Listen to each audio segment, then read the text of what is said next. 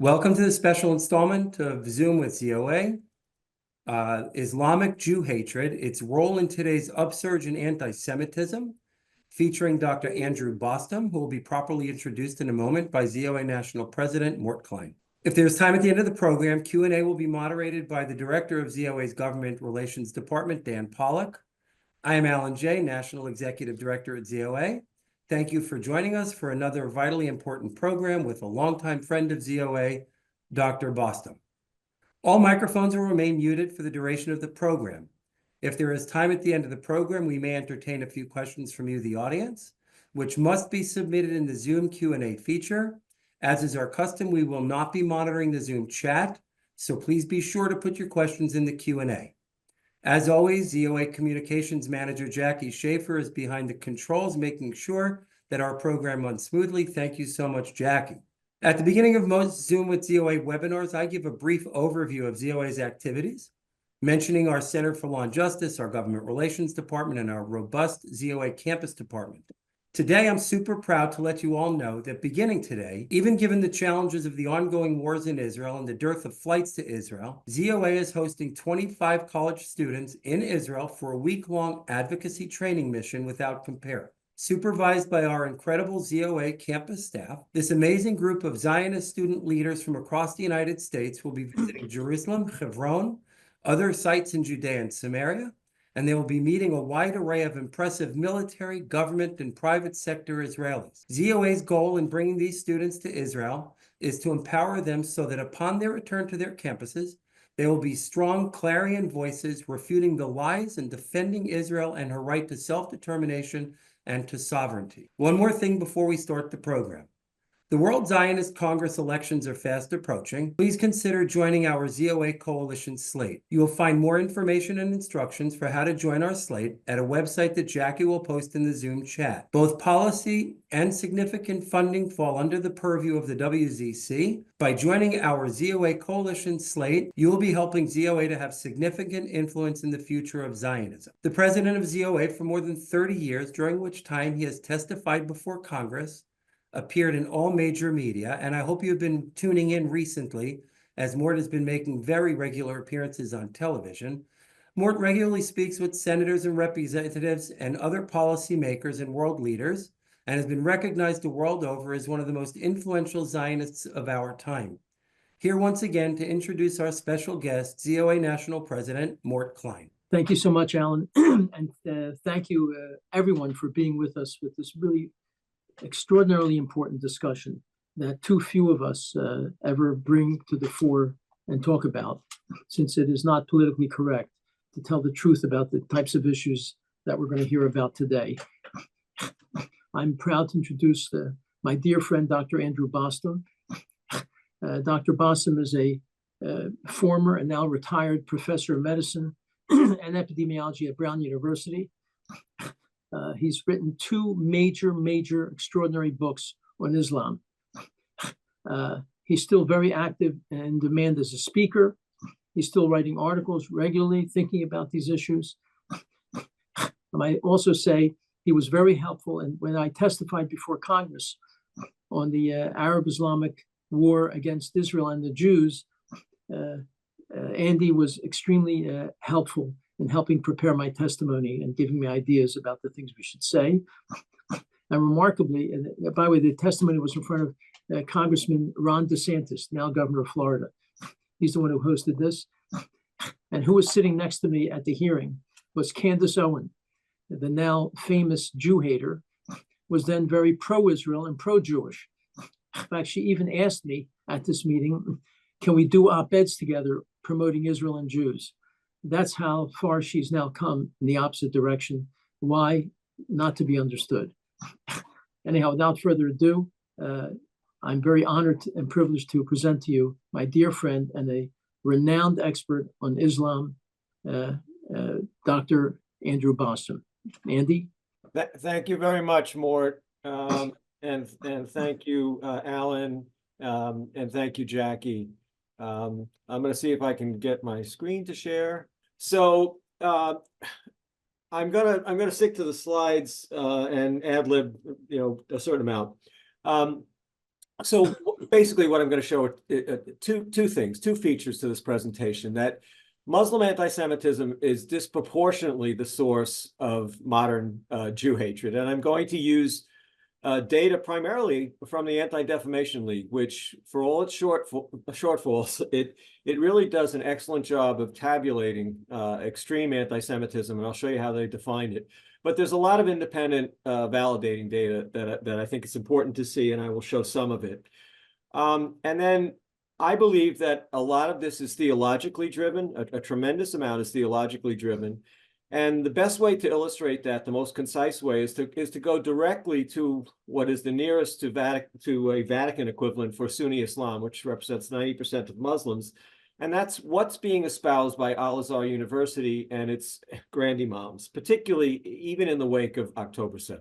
I thought this was an incredible definition of anti-Semitism, and it's coming from Vasily Grossman, who, if you recall, was a Soviet journalist who was one of the first, I believe, to report on Treblinka, and later ran afoul of the Soviet communist regime itself, criticizing, how dare he have the temerity to criticize the gulags. But he gave this definition literally in the middle of a tremendously long and well-praised novel called Life and Fate, just sitting in the middle of this short chapter. He says, anti-Semitism is always a means rather than an end. It is a measure of the contradictions yet to be resolved. It is a mirror for the failings of individuals, social structures, and state systems. Tell me what you accuse Jews of. I'll tell you what you're guilty of. And I think this applies to religious totalitarianism as well. So I had a very forthright exchange with the lovely Barbara Kay from the National Post. And I have to say that we behind the scenes, we agree a lot more than it might appear from this slide. She published an op-ed 2 days ago, on Sunday, in the National Post. And it was meant to be very upbeat about some developments within the Muslim world, particularly this small global imams council. And that's what she highlighted. And look, it's very substantive when any Muslim imam group, no matter how small, both condemns Hamas and the October 7th atrocities and accepts the IHRA definition of anti-Semitism. But what I pointed out to Barbara privately, and what I'm pointing out now, publicly here in this forum, is that there were very profound limitations of her presentation and of what this group has done, because I showed Barbara, and I've got it up on the screen, that at the same time that they're making these very positive pronouncements, and they are to be commended for that, they're also lionizing Al-Azhar Grand Imam Al-Tayeb, and I'll show you why that's a horrible thing to do. And they're really not at all in tune with the pandemic of Muslim anti-Semitism, which I'm going to demonstrate exists. And of course, they don't want to come near, any discussion of Islam's really core Jew-hating theology. So I think it's a very mixed bag in the end. This audience is more than familiar with the fact that October 7th itself was an unprovoked attack by Hamas. As Mort was one of the earliest people to highlight, local Gazan Muslims joined in the carnage. It was happening during an ostensible truce. And it turns out from some Saudi journalists that this was planned as far back as 2014. It was the largest casualty toll for Jews since the Holocaust, approximately 1,200 murdered. Disproportionately, it was non-combatants who were targeted, anywhere from 70 to probably more like 90%. Children, women, the elderly. And, we don't have to go over the horrific atrocities that were committed, and all documented by the jihadists themselves, by surveillance videos, and even at the end, forensic pathology evidence. And what ADL quickly pointed out within the 2-month periods after the attacks was this enormous increase in anti-Semitism, which was almost 3.5-fold, comparing a 2-month period between October 7th and December 7th, 2023, and that same period in 2022. And there were incidents of physical violence. There was an average of some 34 anti-Semitic incidents per day in that 2-month period. There was one fatality, and this is a tragic and interesting fatality. And there were the campuses started to explode too, and ADL documented some of that. And there was a tremendous uptick in campus anti-Semitism, which became even more apparent in the spring of 2024. What ADL left out of its discussion of the fatality was that the perpetrator was not just a pro-Palestinian protester. He was a devout Muslim computer science lecturer at Cal State Northridge, and this becomes evidence of a pattern that I'll show you from ADL. So for 20 years, ADL, actually for much longer than that, for 20 years, they've used this kind of instrument to gauge anti-Semitism. And it's very straightforward. It's actually quite elegant. This was the 2004 version. If you look at 1 to 10, that when the respondent would answer in the affirmative to those statements, that would be an anti-Semitic response. And the 11th, which says Jews are just as honest as other business people, obviously a negative response to that would be an anti-Semitic response. And then the simple principle for ADL is that if you have 6 out of 11 anti-Semitic responses, you could have all 11, but if you have at least 6, the majority, you qualify as an index case of extreme anti-Semitism, and I think extreme is appropriate. So again, this is from the 2004 survey. Now, in 2006, I was not aware of the 2004 survey. In 2006, I was aware of this paper, and I read it very carefully, and I think it's an important paper. It's pretty straightforward. Basically, the hypothesis was that anti-Israel sentiment would predict anti-Semitism, and this was done, I believe, amongst 5,000 Europeans. And of course, as this audience might surmise, even after controlling for a host of potential confounding factors or biases, yes, indeed, anti-Israel sentiment consistently predicted the probability that an individual is anti-Semitic on that scale. What I did not know about at the time was that the ADL had oversampled Muslims in those 2004 data. It's not in the original report that I could see at all. And this becomes very significant because what Kaplan and Small also, frankly, tended to downplay was something that I discovered just reading through their tables. And this was striking to me. And it really drove home how we may be dealing with a very disproportionate phenomenon. When they used the Christian population of Europe as a reference population, being Muslim, observing Islam, how they defined it, conferred a risk of almost 8-fold of also being extremely anti-Semitic. And this was a striking finding. In fact, I actually met Charles Small at a meeting not long after this paper came out, and I said, why wasn't this the featured finding in your paper? The other hypothesis was kind of self-evident, and he just shrugged his shoulders, and they really didn't comment very much about this finding, but I thought it was striking. Now, in 2014, ADL slightly modified that questionnaire that I showed you, so that it's just to make it easier, I think, for people. It was more consistent. You basically agreed with all 11 statements that were sort of conspiratorial anti-Semitic statements. And instead of having the 11th question be a negative to get a positive response. But it's the same principle. If you agreed with 6 out of 11 of these stereotypes, then you became an index case of anti-Semitism, of extreme anti-Semitism. Well, again, perhaps not surprisingly, in this survey of 100 countries in 2014, the 16 most anti-Semitic countries were all in the Middle East and North Africa, where the prevalence of this degree, the commonality of this degree of anti-Semitism, was anywhere from 74 to 93%. When ADL looked at the 100 countries in aggregate and just looked at religious affiliation, fortunately, the numbers do come down, for the Muslim population, but they're still disproportionate to all the other religious affiliations or no religious affiliation that were surveyed in this massive 100-country study that the ADL did. So that they're anywhere from 2 to at least 3-fold. Muslims are 2 to at least 3-fold more likely to be extremely anti-Semitic than any of these other religious groups. Now, I've summarized here in this slide data that were collected over the period from 2015 to 2023. And here we're now moving into studying Muslim diaspora populations in Europe, and I'll show you at the very end, the United States as well.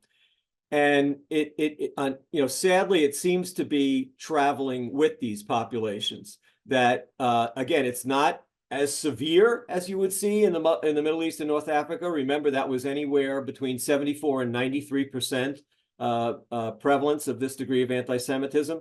But it's become uncomfortably high in Europe already. The highest data I saw were data reported in 2023 out of France.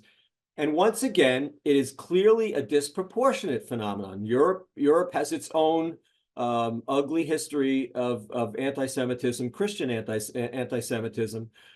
But even Europe, the Muslims are disproportionately more anti-Semitic. When we come to the United States, in the bottom row, it's the most philo-Semitic country in the West, I still believe. And this is from 2017, so unfortunately, I think it's probably gotten worse. But even here, with a background philo-Semitic country, the Muslims were disproportionately more anti-Semitic than the non-Muslims, and these are data from 2017. Now, Mort mentioned the hearing before, and this was incredible too. Actually, the Candace Owens conversion to a rabid anti-Semite is just really tragic and horrifying.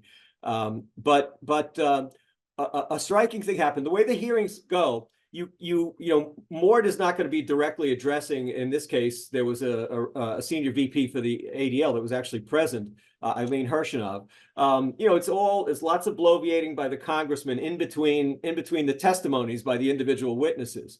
But about a half hour or so after Mort testified, and all he really did is he literally held up some of those ADL data I showed you, particularly the indication that the 16 most anti-Semitic countries in the world were all from the Middle East and North Africa.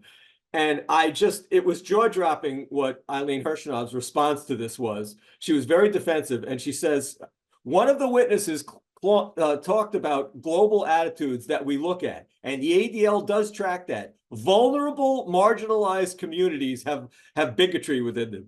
And it was just shock. I mean, she's talking about countries that are almost, they're monolithic in being Muslim countries. So Muslims are not a minority, or let alone a vulnerable minority in countries like that. So that was the best she could come up with. And then you get an indication that someone like CEO Greenblatt knows what's actually going on during what led to Operation Guardian of the Walls in 2021. There were, Hamas rocket barrages, etc., and an outbreak, and Israel was forced to respond. There was a much smaller outbreak of Jew hate within the United States in response to that. And Greenblatt was pretty clear. Well, let's be clear. None of the people committing these crimes were wearing MAGA hats, right? We have people waving Palestinian flags and then beating Jewish people. So whatever their reason is for downplaying Muslim anti-Semitism, behind the scenes, ADL seems to know the score. Now, these are independent data. This now we're moving away from ADL data. These are data that are unique in the sense that they're actually asking Jewish victims. These are about 10 years old through the European Union. They're actually asking Jewish victims of anti-Semitic violence or violent threats who they believed attacked them or threatened them. And once again, you can see the green bars. It is disproportionately a Muslim phenomenon, and I actually tallied up the individual data, and the risk was about 2.2-fold greater for being Muslim than any of these other groups. And the second most violent group in this data set was those with left-wing political views overall. Let's go to October 7th and the aftermath. This is a remarkable study coming out of an academic center in Doha, in Qatar. It is a sample essentially of most of the population, or a representative sample of most of the population of the Middle East and North Africa. 16 countries, 8,000 respondents, about 500 per country. And these are the questions that certainly jumped out at me. There was remarkably high agreement with the idea that the carnage on October 7th was a, quote, legitimate resistance operation. In aggregate, it was 88% that agreed with that proposition. And again, concordant with those findings, and perhaps not surprising, but again, just showing you the extent of the problem. Here, the aggregate result was 89%, and the investigators admitted that the quote, public opinion is almost unanimous in rejecting recognition of Israel. So the question was, should Israel be recognized basically as a sovereign state? And that was almost universally rejected. And again, these are post-October 7th data. Now, when we turn to the United States, actually, let me go back to this slide. These data were collected roughly at the end of December of last year to the beginning of January of this year. These data from the United States by a pollster that's known more for political polls, Signal, were collected within about a month, I believe, of October 7th. And it was disturbing. 58% roughly of US Muslims agreed that the Hamas attacks on October 7th were justified. And I think that it was too high amongst Americans overall, quite frankly, but which was about 25%. But this was, again, disproportionately high. Now, here are data from Canada that were published in the spring. They were collected in February of this year. It's a large sample of 2,857, 1,121 non-Jewish adults, 1,010 non-Jewish university students. There were Muslim adults and 414 Jewish adults. And again, going through the findings, 48% of Muslim Canadian adults with an opinion. There was always a subsample that didn't offer an opinion, and says that Jews were largely to blame for the negative consequences of globalization versus 5% of Canadian non-Jews. Jews have too much power in our country, Canada. For those with opinion, 83% of Canadian non-Jews disagreed with that statement versus only 34% of Muslim Canadian adults. And that was a 49% point difference. And really, really terrifying was that 42% of Canadian Muslims who are willing to offer an opinion felt that homicide bombing targeting Israeli civilians was somehow justified, versus, also not an acceptable figure of 12% of non-Canadians, but again, disproportionately a Muslim phenomenon. And then 52% of Canadian Muslims, again, who are willing to offer an opinion, do not believe that Jews are entitled to a homeland in Israel versus 14% of Canadian non-Jews. Now, when this investigator created his own scale of anti-Semitism, you can see on the left, if you look at the panel that represents the Muslims, it's again disproportionately a Muslim individual who's likely to have the highest anti-Semitism score. And one unique feature of this survey, this recent survey from Canada, was that Jews were asked not this time about violence or violent threats directed at them, but just hateful attitudes. And the Canadian Jews identified Palestinian Canadians, Arab Canadians, and Muslim Canadians as those most likely to harbor negative attitudes towards them. These are data, and I think this was remarkably courageous of these Brandeis investigators. They made use of an existing database of collegiate undergraduate attitudes and all kinds of other social questions that are asked to them. And they created their own survey. It looked somewhat like the ADL survey, but it was unique to them. It was different, and it sort of combined anti-Israel sentiments and anti-Semitic sentiments. And what they wanted to do was look at campuses where there was a significant Jewish student presence. So they looked at 60 U.S. colleges that met their criteria. And the key findings are looking at the non-Jewish respondents. Their conclusion was that, on the one hand, the climate of Jew hatred was not universal, thank goodness, but it certainly existed to a significant extent. And what they claimed it was that Jewish student perceptions were correct, that there was a lot of Jew hatred, but it was driven by about a third of students who held distinct patterns of beliefs about Jews in Israel. And once again, because they had religious affiliation data, identifying as Muslim was significantly associated with being either hostile to Israel or Jews, even after they controlled for other what are called biases, confounding factors. And then there was a finding that really stuck out to me when I went into the to what had been done in terms of they did what's called a logistic regression. They looked at the subsample of those that were the most hateful, and thank goodness, the good thing is it was only 2% of this population. However, within that 2%, who were both hostile to Israel and to Jews, their definition of the most extreme anti-Semites in their sample, they were 2.6-fold more likely to be Muslim and harbor that virulent anti-Semitism relative to Christians on campus.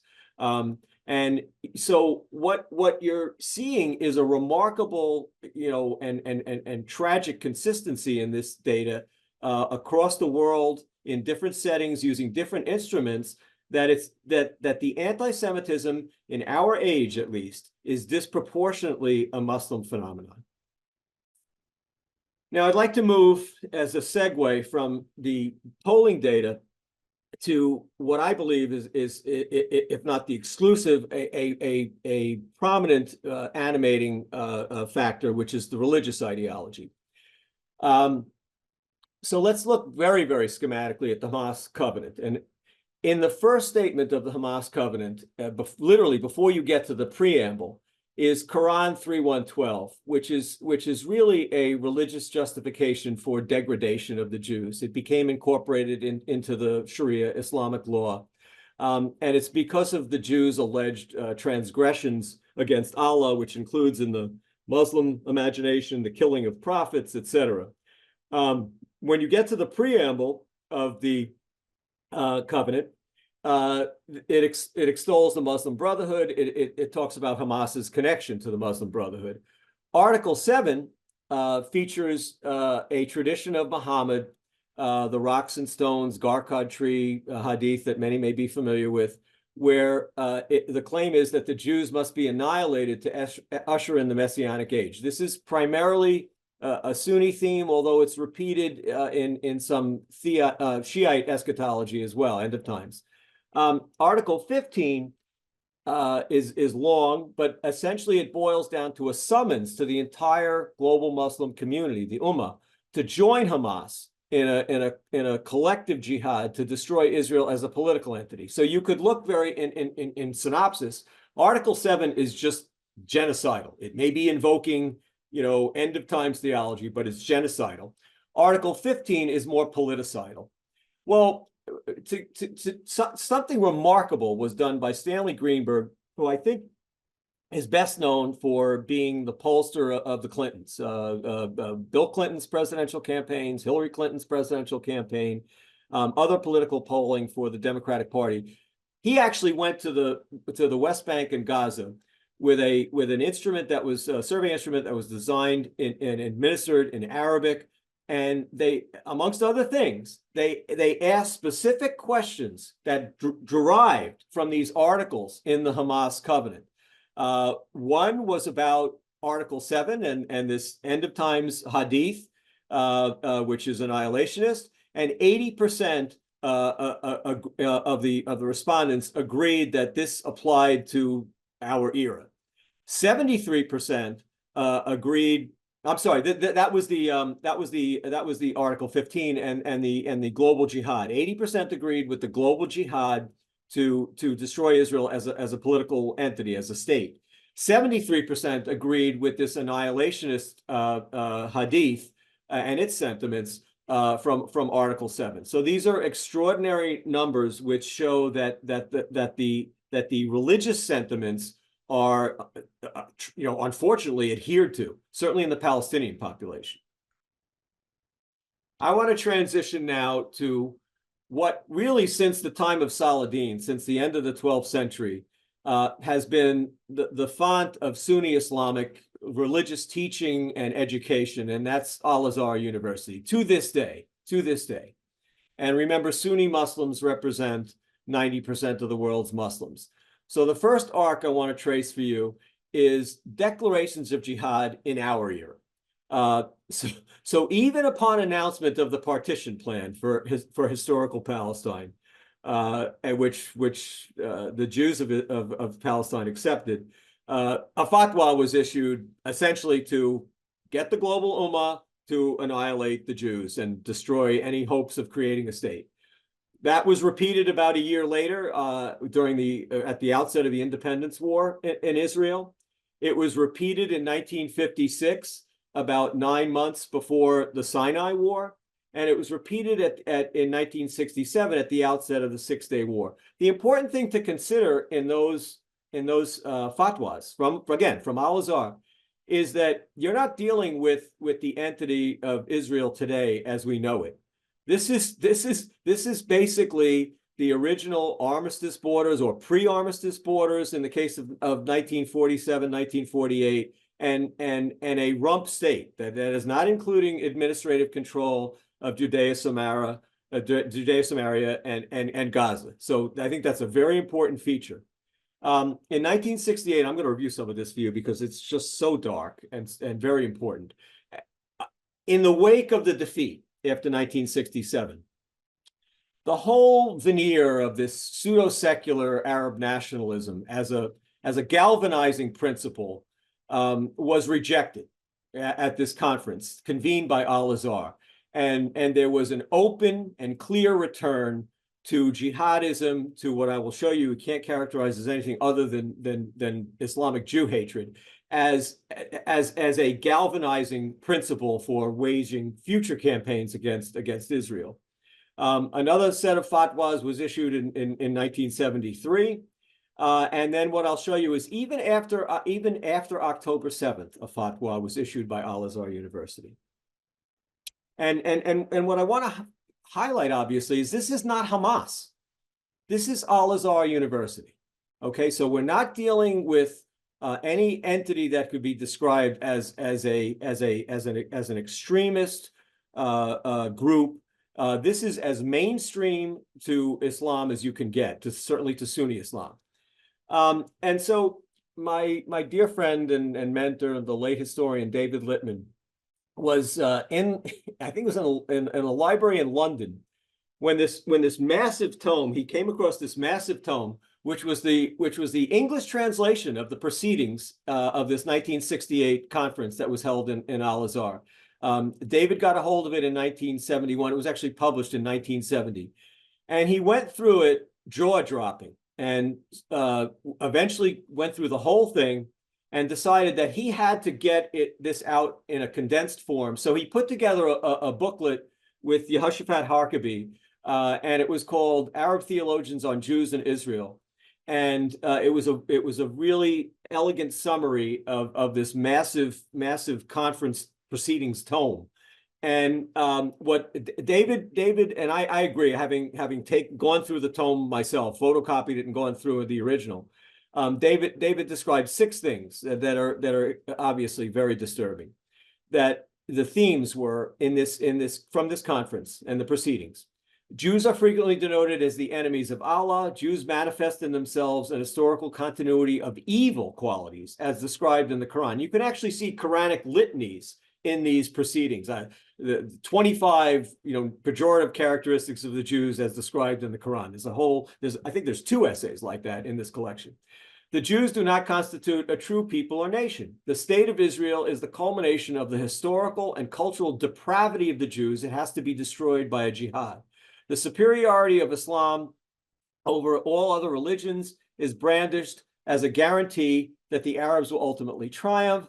It is outrageous for the Jews, traditionally kept by Arab Islam in a humiliated inferior status and characterized as cowardly, to defeat the Arabs, have their own state, and cause the contraction of the abode of Islam, the so-called Dar al-Islam. And David was very fearful in his conclusion that this had obvious consequences, and that it was both genocidal and politicide, and that it suggested an imperviousness to all hopes for reform. And 2 years later, the 1973 war broke out, and a lot of people who had poo-pooed what David had written said, oh, gee, maybe you were right. Okay, so what I want to get to is the late Grand Imam Tantawi. I'll talk about the current Grand Imam. This is again, Al-Azhar. Tantawi, made public statements which made pretty clear his attitude. So, but he also was one of the most learned modern Sunni Quranic commentators. Some would argue the most learned.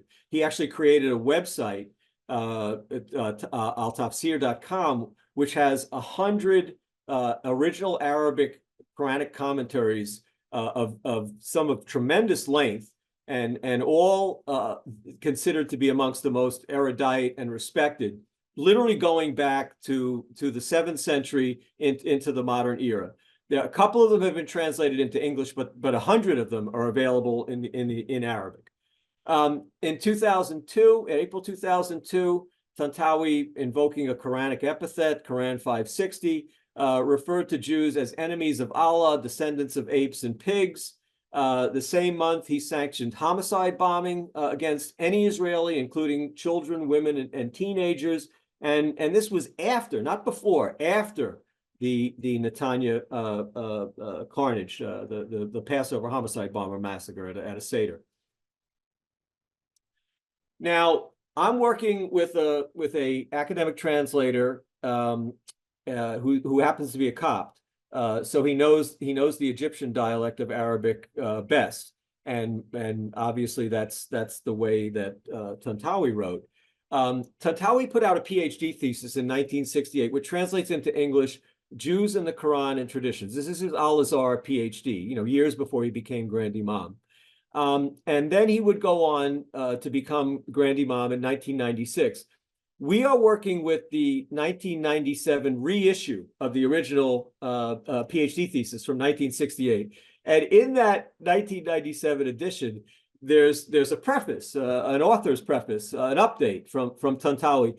And essentially what he says is he still agrees with everything he wrote in his original PhD thesis. And this is an extract. It's ugly, but it's just prototypical of how 759 pages run.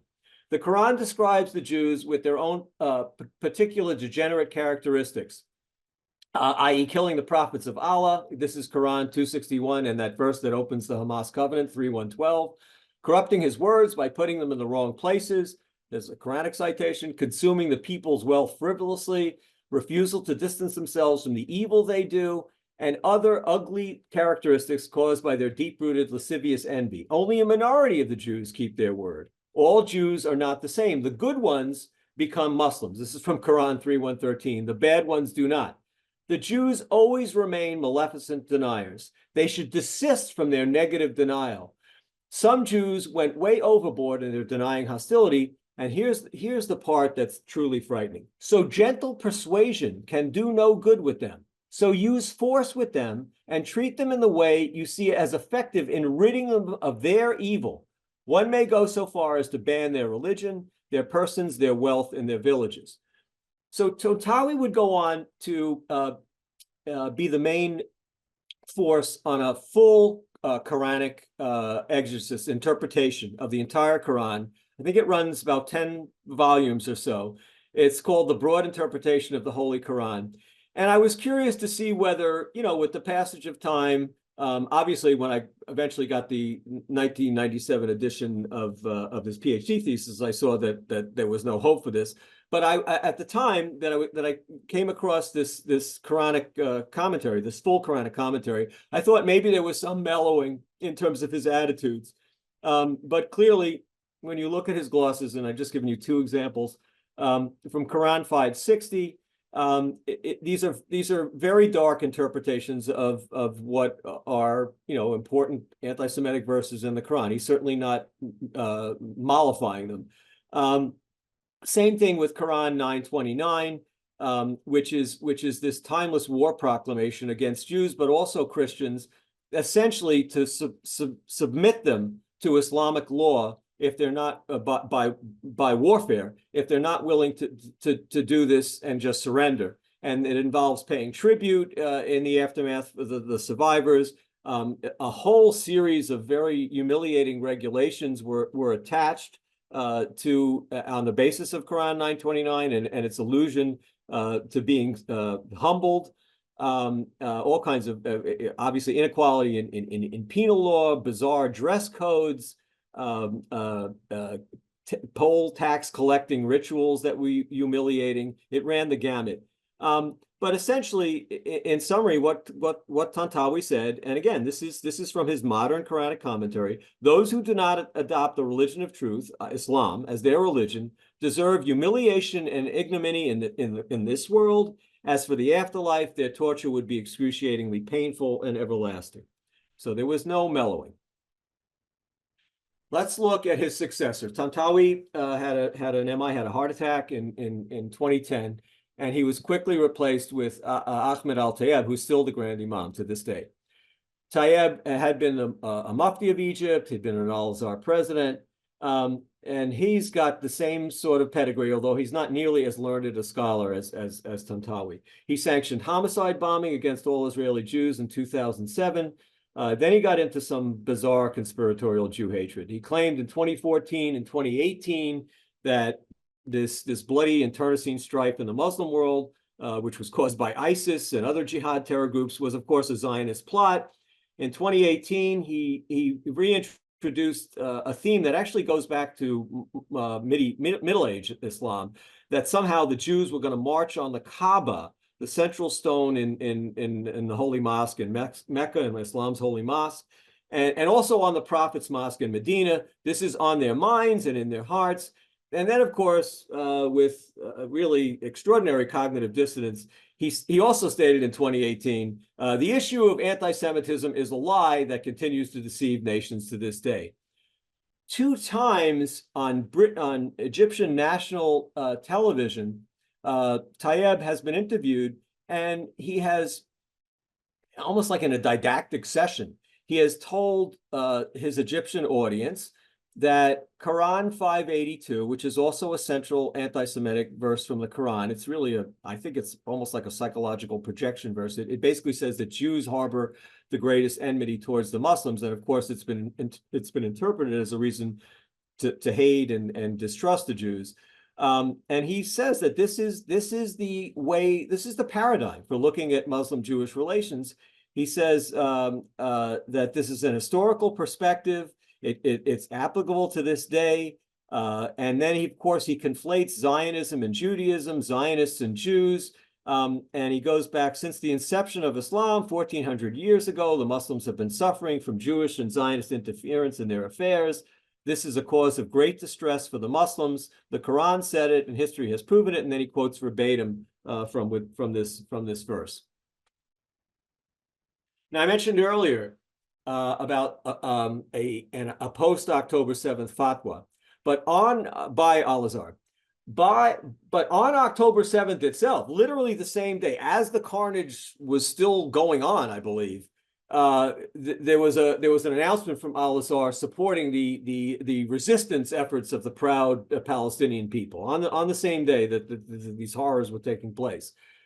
Less than 2 weeks later, however, something perhaps more important, but not nearly as noticed, was the fact that Al-Azhar issued another one in this long litany of fatwas going back to 1947, which essentially says that all Israeli Jews are Zionist settlers, and they are legitimate targets of jihad, regardless of their combatant status.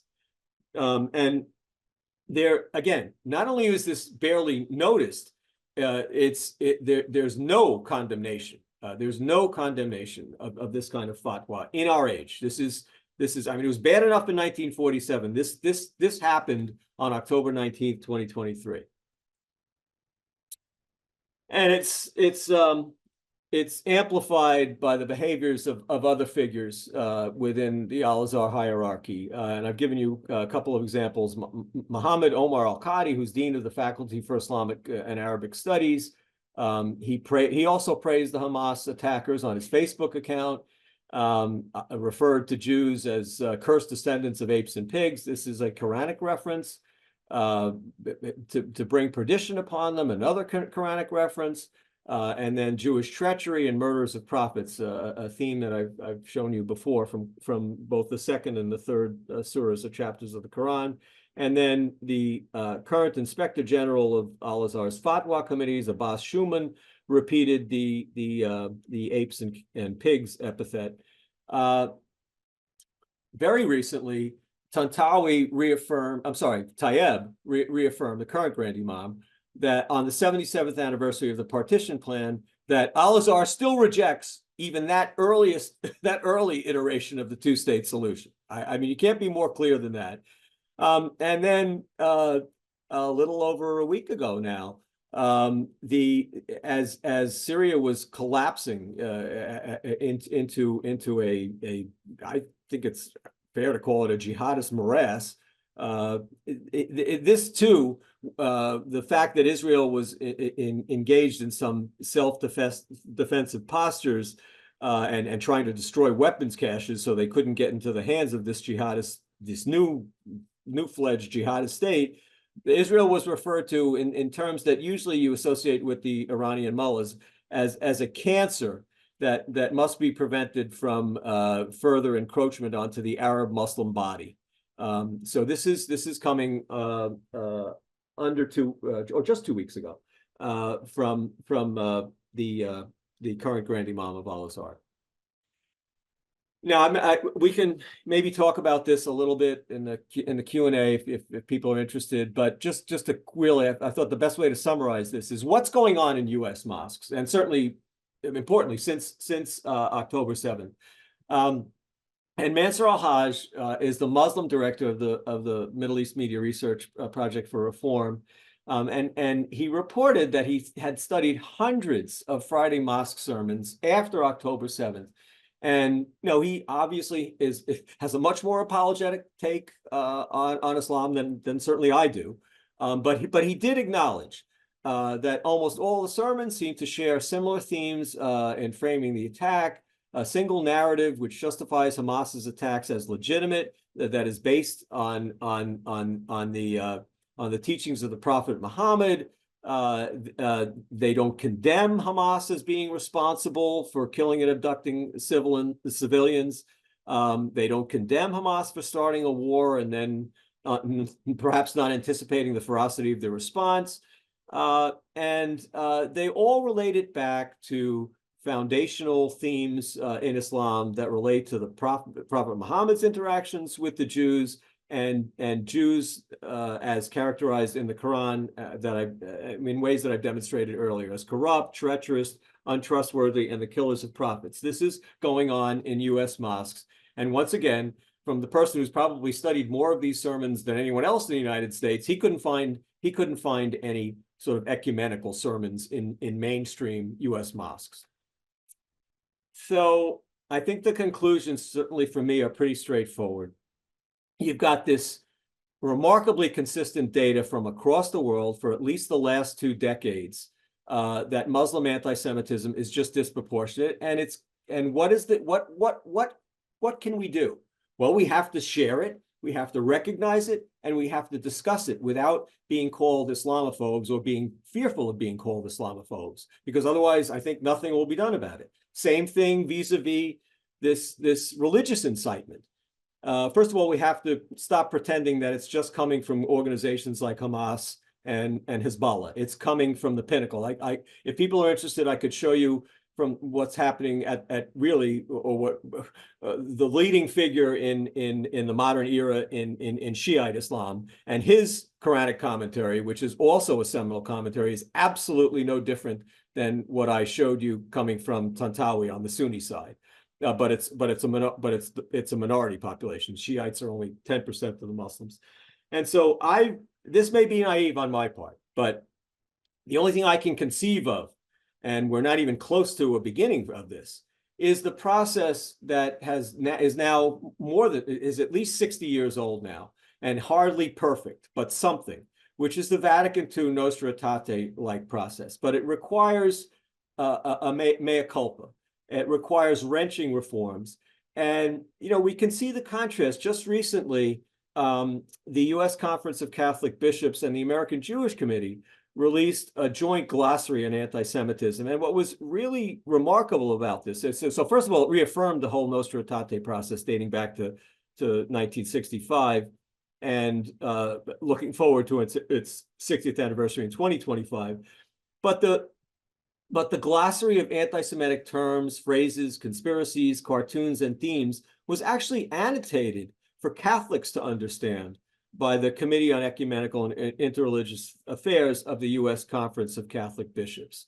So that may seem obviously far off, but it's not. It doesn't, in my mind, it doesn't preclude something that we should aspire for and demand. And I don't think we're going to get this unless we begin to see, Jewish organizations, Jewish lay leaders, Jewish religious leaders beginning to complain about it. And by the way, if we go back to Vatican II itself, just the last thing I'll say is that the process actually began before World War II in the 1930s amongst believe it or not, French Catholic clerics, believe it or not. And obviously it was catalyzed by World War II and the Holocaust. And because the textbook writer for French secondary schools happened to be a Jew, Jules Isaac, who was wounded in Verdun and was a national hero and had lost half his family in the Holocaust, he worked with these clerics after the war, when obviously the issue had reared its head in a way that no one could deny. And eventually really got the process going full throttle. And so I don't know what other paradigm there is, and I just hold that up as something perhaps in the to aspire to, at least. Thank you very much. Thank you very much. We just have a couple of minutes for questions. We apologize to everyone in advance. There's a number of good questions. We're probably not going to be able to get to all of them. Let me start with Anna Steinberg. If Islamic Jew hatred is rooted in the tenets of Islam, how do we proceed with expanding the Abraham Accords and developing trust and friendship with the Islamic nations, knowing that this hatred is rooted in the core of their religious beliefs? I think it's really what I was saying in this last concluding slide. I think the only way ahead is not to ignore it, is to discuss it and get some acknowledgement. I would say, look, maybe if you look at UAE, Bahrain, Morocco, maybe things have changed. I'm sure they haven't changed dramatically in the last 10 years. But on the ADL's own survey instrument, those countries were 80 or 81% of the inhabitants exhibited extreme anti-Semitism. Now, maybe it's lessened slightly over the intervening. Let's pray so. I don't know. Things ebb and flow, particularly with October 7th. Unfortunately, it could have gotten worse. But you've got to deal with the reality, and to just paper over this and ignore it. I think there are geopolitical things that could go on. I mean, if those countries feel threatened by Iran, and Israel should certainly forge ahead regardless with geostrategic alliances that are beneficial. But without discussing this core theology and discussing it in an unapologetic way and an honest way, I don't see how you change it. Sorry, I should have gone to Mort for the first question. Mort? Thank you, Dan, so much. Thank you, Andy, for extraordinary, informative lecture, things we don't hear about or know about. My question is, one, why do you think Jews in the world don't promote these truths about Islam, as opposed to only promoting this idea of Islamophobia? That's what we hear about. Why doesn't the Jewish organizations, Israel and the world, promote this? Are you saying that these notions of enormous hatred toward Jews is not radical Islam? Are you saying this is Islam? And third, does Al-Azhar and the Imams, did they have real influence among day-to-day ordinary Muslims around the world? Thank you. Okay, so I think it's just too thorny and fraught an issue for these organizations to deal with. I mean, after all, Mort, ADL doesn't even want to confront its own data. You know, when they issue these surveys, the surveys obviously have all the data in them. But when there's always a cover sheet that accompanies them, which is, you know, basically a press release, and either they will ignore these findings altogether, as they apparently did in 2004, literally ignored them altogether, or they will downplay them and offer sort of lame excuses like you heard live from Eileen Hershenov back in 2019. They just don't want to come to terms with this. Maybe they think it's too intractable a problem. I really don't know. The other issue is, you know, what sort of currency does Al-Azhar hold? And that is an important question. And I don't want to say that, you know, that all Muslims look to Al-Azhar. Frankly, all Catholics don't look to the Vatican. But Al-Azhar is very active in teaching. And when I say teaching, I'm not just talking about teaching, you know, imams that are local to the Middle East. You will probably find an extraordinary number of imams in this country that had some of their training or postgraduate training at Al-Azhar University. So it's very important in terms of setting a standard, in this case, a very unfortunate standard for pedagogy, for teaching throughout certainly the Sunni Muslim world. And I think more the other obvious thing is, like, you know, other than people like yourself and Gert Wilders, who I asked back in 2013, you know, when Tayeb gave that horrible interview where he's reaffirming that Quran 582 should be the normative way to view Muslim Jewish relations. I wrote to Heert and he responded, and he actually issued you know, a press release of condemnation and asking, you know, Pope Francis to intervene, who of course did nothing. As a matter of fact, Pope Francis and Al Tayeb are buddies, and there's frequently in pictures smooching with each other. You know, but I think that Al-Azhar still holds great currency, and it's not like the other major teaching institutions, certainly in the Middle East and North Africa, are different. And now, again, like I said, we're seeing, based on the memory survey of mosques, even post October 7th, these very hateful, if profoundly authentic Islamic teachings are being disseminated all over the place, and clearly in Europe too. And I think what we need are public challenges. Really, I think it starts with challenges, public challenges. You know, when Al-Azhar just 2 weeks ago is talking about how, you know, Israel and the Jews are a cancer which is responsible for Syria, that needs to be condemned immediately. I don't know how else you deal with this. So this is not radical Islam. This is Islam. The problems with this is Islam. This is Islam. Okay. Can you go, give us a little bit more time to answer some questions? Sure, absolutely. Thank as long you. as people want to stay. Well, Go ahead, Dan. We have a question from a board member, Rosalind Barron. Is there anything in the Quran that can be used to our advantage as Jews to fight this? We are mentioned 116 times, Jerusalem 0. That we are mentioned, that we have a history there, that Muhammad married at least one Jewish woman. Is that something that could be interested in to Muslims? And I'll add that I've read an Italian mullah who said that, wrote a paper that I'm sure you're familiar with it. I can't remember his name. Palazzi. Is it Palazzi? I think so. And he Yeah. said that that Israel does belong to the Jews according to Islam. So if you could comment on that Yeah. as well. Yeah, these are, I think these are sort of blind alleys, to be honest with you. First of all, you have to understand that the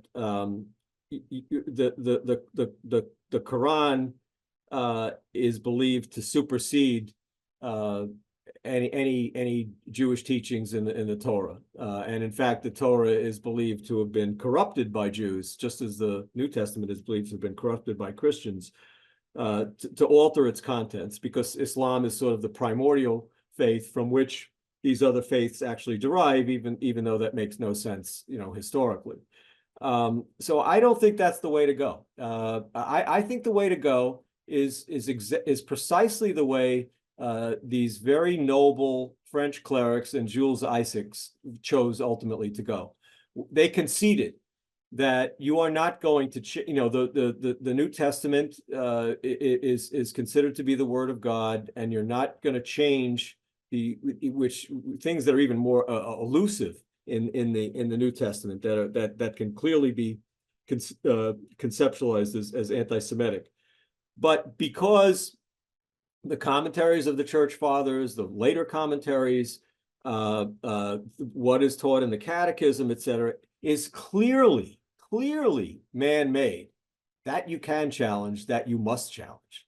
And I think the same applies to this vast corpus of teachings about the Quran, about the traditions, which you see most obviously for the Quran in this huge corpus of Quranic commentaries.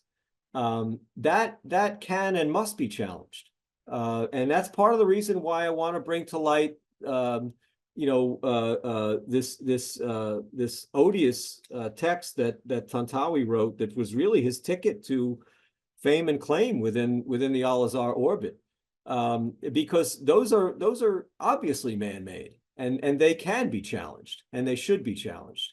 I think it really, I think so again, where many analogies with the Jewish-Christian dialogue may fall apart, etc.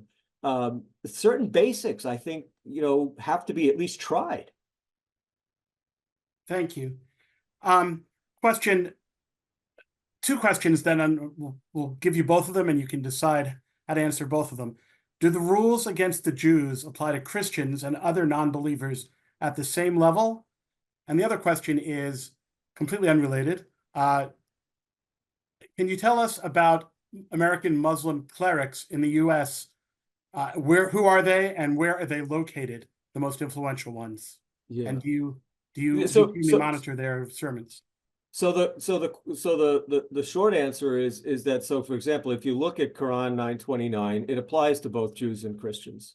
So all the regulations, the Sharia-based regulations that allow Jews and Christians, a very limited, truncated, difficult way to practice their faith, with exorbitant taxation, with just a very parlous existence, if they had breached this dhimma, this so-called pact, which defined the dhimmi condition, all the inequalities in penal law, etc., ghettoization in many cases. Yes, that was supposed to apply to Christians, and at various times there was some laxity in it, usually because of inability to enforce it. But yes, the rules are very much the same. The hatred, it's very interesting. The religious hatred, even though clearly Christian populations bore the brunt of these of the original Islamic Jihad invasions and the expansion of Islam. Many more were killed, many more were enslaved, etc. It's remarkable that the theology was clearly more anti-Semitic. In fact, we can see evidence of this. I'll give you one piece of evidence from the early Muslim world. In the 9th century, during the Abbasid Caliphate under Caliph al-Mutawakkil, who was a very zealous Muslim. He noticed that the Muslim masses hated the Jews more than the Christians, and as a wise political leader, he didn't like this. He didn't appreciate this. He felt there were Christian kingdoms, not crushed and subservient Jews who had no kingdom. There were Christian kingdoms on his border, are the Armenian Christian kingdom, the Byzantine Christian kingdom, and so he literally had to commission a polymath of his era, Al-Jahiz, to write an anti-Christian tract to incite the masses more against the Christians. So there's something about the theology, and I would argue it's pretty clear, that has consistently resonated with Muslims in terms of singling out the Jews as objects of hatred. And about the American Muslims, are there any that you have your eye on? Yeah. So I didn't share with you what's going on in U.S. mosques, but you got a flavor of it. I didn't share it specifically. I gave in a broad stroke what memory had found. This is an example. Again, this is almost a year after 9/11, and this is coming out of a mosque in Dearborn. And it's literally walking you through a whole series of pejorative Quranic references to Jews in a regular sermon in one of the larger Shiite mosques in Michigan. And this is from Imam Muhammad Elahi, who was on Fox News, etc., and who has been, as you'll see in these images, wined and dined by everyone from Kamala Harris to John Kerry, as representing, a reasonable voice in the Muslim community. And then on the right, you can see him with former President Rouhani, and going all the way back to the beginning of his career, you can see him. He's in the center there, the tall one in the center, right, meeting with Khomeini himself. And so this is a pretty mainstream, Shiite mosque. This to me was appalling. Again, post October 7th. Aurora, Colorado has become infamous for gang activity, but this apparently is going on there too. Just to cut to the chase, this is children. This is an imam lecturing children with all these Quranic references in context, and drawing the lesson for them at the end. And you see this just awful scene of the kids. They look to be about, on average, maybe 10 years old. So after he goes through this Quranic litany, which is a very classic litany, so I'm going to ask you, if this is the group of people who the Jews, who broke their rules with Allah, should you trust these people today? And the children in chorus say no. Does this sound like good worshipers? And the children in chorus say no. Allah made them into monkeys, literal physical monkeys. Again, there's 3 Quranic references to this. Does this sound like a people you want to do business with? And in chorus, the children say no. I think it may not be every single mosque in the United States that's going through this kind of material, but there are plenty. And then we have this is outrageous, and a complaint should have been filed about this. And I will be the first to say, there's no Quranic reference like this. There's no reference to the traditions, to the Hadith, or the early biographies of Muhammad. No, this is boilerplate now from the Middle East, but it's starting to seep into U.S. mosques. This was quite, and it's still up. You can watch this yourself. You probably, if those that don't read or speak Arabic will have to throw it into Google Translate, take the transcript and throw it in. It's still up at this mosque in Kansas City. Oh Allah, annihilate the criminal Zionists, those of whom are Zionists and those who are not. Oh Allah, count them, kill them one by one, and do not spare a single one of them, for they are no match for you. Oh Allah, allow us, torment them with our own hands, humiliate them, grant us victory over them, and heal the hearts of the believers, the Muslims. Now, you have to understand, this is about a 20-minute sermon. A good portion of it is in English. At the very end, this is like the supplication at the end. This is what the imam is saying in Arabic. And, memory captured this. And I wanted to go back and see it myself. First of all, I wanted to see if it was just still sitting there on their website. And lo and behold, as of a few days ago, it was still up there. And if you take it into Google's, into YouTube's transcribe mode, and you take screenshots or however you want to do it of the last part of the sermon, the Arabic, it'll give you the Arabic, and you plop that into, Google Translate, it's basically this. I mean, slight variations in the translation. That's what it is. And so this is going on all around us, and we have to be aware of this. Thank you, Dr. Bostom. I think that's Dan, all the time excuse me, we have Dan, for questions. Let's go to Dan, more. I go have to ask one question, which is really the theme of this meeting. What is the impact of that Muslims in America and Muslims in Europe have with all the demonstrations in Europe and the violence and all the demonstrations on college campuses? Do Muslims have any significant impact on this happening? Or is this really just the non-Muslims who are perpetrating these vicious demonstrations in America and in Europe? Oh, you mean like the campus demonstrations or the street Yes. demonstrations? In other words, both. if there were what impact do Muslim people in America have on these demonstrations occurring? Is it significant, or are they irrelevant? Would it be happening anyway without? I think they're very involved. Now there is this alliance. It's happened historically in the past. It's bizarre. It never ends well for the allies, so-called. But there is this alliance of the Marxists and the Muslim jihadist groups or cultural jihadist groups. That's very clear. It was, I think it was most evident on campus.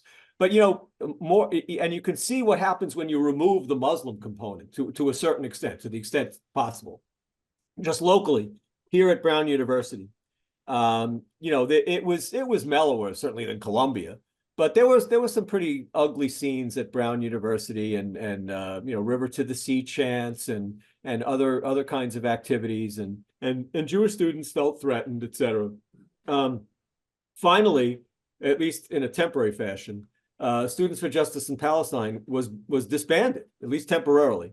And within a few weeks of that happening, a Jewish student wrote an op-ed in the Brown Daily Herald about how just that act alone had significantly calmed the campus down. Lauren, I guess you'll close if let's close. Okay, I'll close. Well, thank you, Dan Pollock. Dan Pollock is our Director of Government Relations in Washington, D.C. He's done a fabulous job for us.